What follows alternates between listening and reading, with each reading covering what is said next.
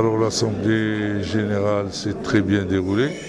Nous avons, après le rapport moral et le rapport financier, l'Assemblée générale s'est transformée d'ordinaire, s'est transformée en Assemblée générale extraordinaire pour approuver les nouveaux statuts et la conformité avec la loi 3009. Bien, à partir d'aujourd'hui, nous allons entamer et appliquer le nouveau code, le 3009, qui à mon avis est dépassé, malheureusement, et il est nécessaire que le ministère et les instances pensent à refaire ou à revoir ce code parce qu'il freine le développement du sport dans notre pays. Je donne par exemple le mode d'élection. L'élection de liste est un frein à la démocratie sportive parce qu'on ne peut pas limiter, quand on fait les élections, on fait l'élection du président, après on ouvre la porte à tout le monde. On ne choisit pas la liste, il n'y a pas de liste. Ceux qui veulent se présenter peuvent se présenter. Et à ce moment-là, le président, parmi les élus, constitue son bureau. Mais faire la liste, etc., éliminer des gens, non. L'haltérophilie, bien sûr, c'est un sport difficile et c'est un sport pratiqué par des gens de familles modestes. C'est un sport, comme je dis, qui n'est pas pratiqué parce que même le ministère ne soutient pas des disciplines comme l'haltérophilie.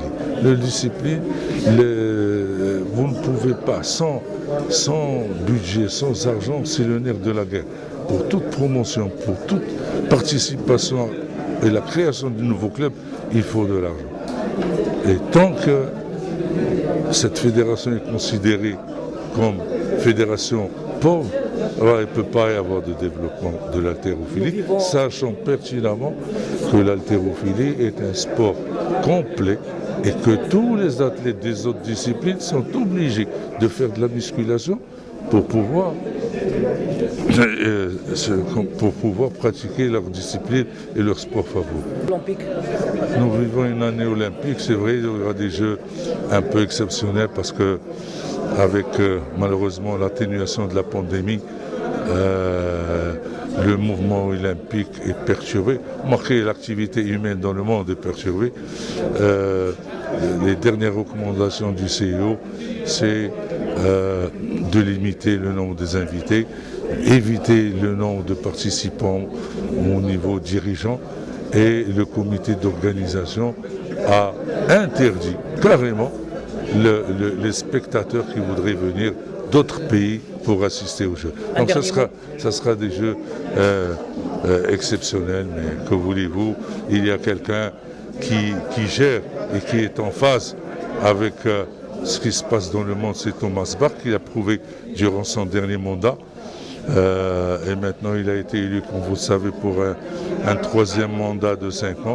Lui qui a présenté l'agenda en 2020, maintenant l'agenda 2025, c'est l'homme qui est capable de mener à bien et de sauver l'olympisme futur.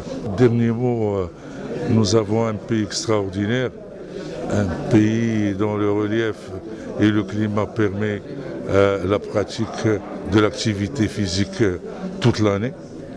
Nous avons des potentialités parce que le Maroc est un pays jeune. Nous avons un roi à l'écoute de son peuple, un roi qui, depuis son accession au trône, a toujours été le sport et des sportifs. Mais je pense que nous avons les fondamentaux pour être une grande nation sportive.